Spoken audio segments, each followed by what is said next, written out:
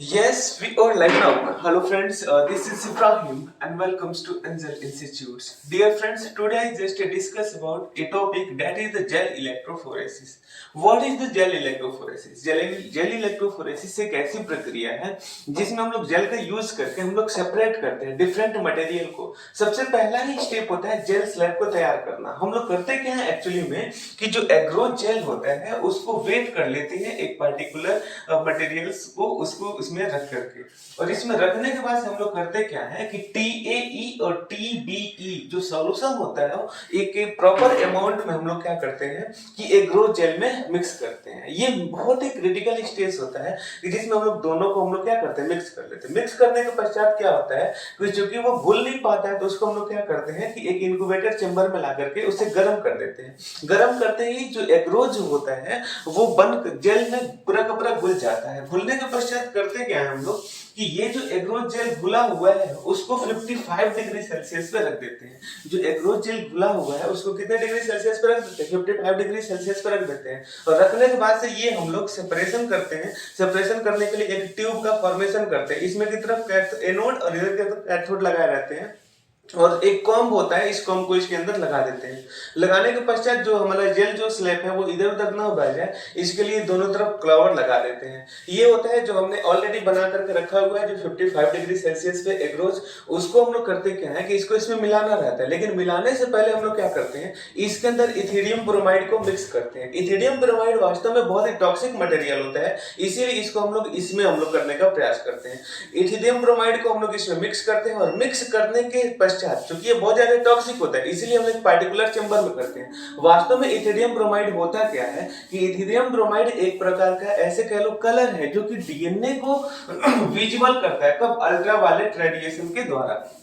यानी कि वो इथेरियम ब्रोमाइड डीएनए को कलरफुल कर देता है। कब? जब अल्ट्रावायलेट रेज इसके अंदर ट्रांसफर करते हैं तब। अब हम लोग करते क्या है जो डीएनए बैंड बन चुका है या इथेरियम ब्रोमाइड वाला जो सॉल्यूशन था उसको ला करके इसमें डाल करके जेल स्लैब का फॉर्मेशन करते हैं। जैसे ही जेल स्लैब का फॉर्मेशन होता है तो जेल स्लैब के फॉर्मेशन के बाद ही तुरंत ही ये पूरा सेमी सॉलिड होता है। बाकी सब ये कॉम्ब वगैरह को हम लोग बाहर निकाल लेते हैं और इसके ऊपर की तरफ थोड़े से दूसरा जब स्टेज आता है इसमें हम लोग क्या करते हैं एक और भी सॉल्यूशन फिक्स करते हैं ताकि ये जो भी हमारा कैथोड और एनोड है वो पूरा इलेक्ट्रिक बैलेंस को मेंटेन कर सके।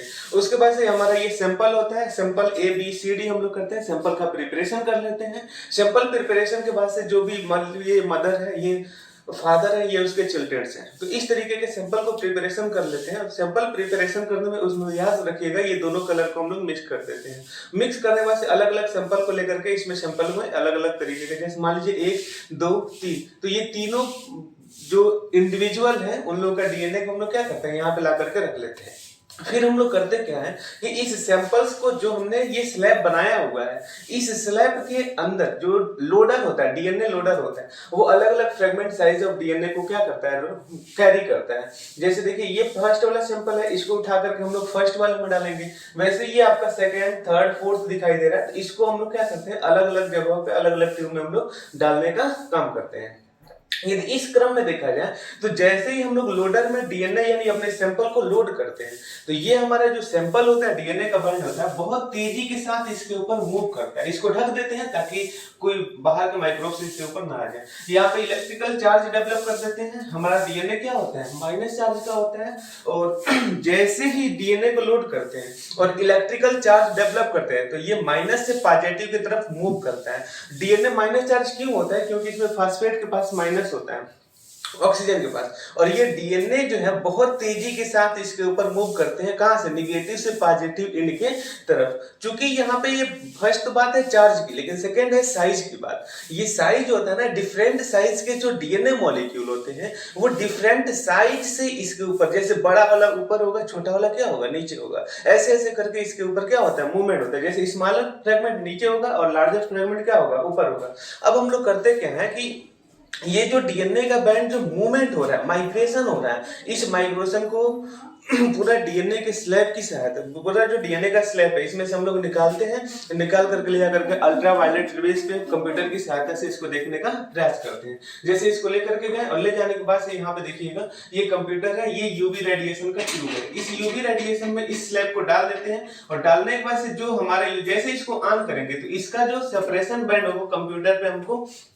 इस तरीके से दिखाई देगा। इसमें देखेंगे क्या कि शॉर्टर फ्रेगमेंट नीचे होगा और लार्जर फ्रेगमेंट ऊपर, और ये दोनों डीएनए की सैंपल का क्या रहता है, ऐसे मिक्सिंग करके हम लोग पहचान लेते हैं कि हमारा डीएनए का सेपरेशन किस तरीके से हुआ है। ध्यान में रखेंगे सैंपल फर्स्ट, सेकंड, थर्ड, ये हमारा डीएनए लोडर था जिसे मैचिंग करना था। सैंपल फर्स्ट, सेकंड और थर्ड ये है, और इस सबका फ्रेगमेंट की साइज के बेसिस पे हम लोग ये डिटरमाइन करते हैं कि कौन सा फ्रेगमेंट जो है किससे मैच कर रहा है।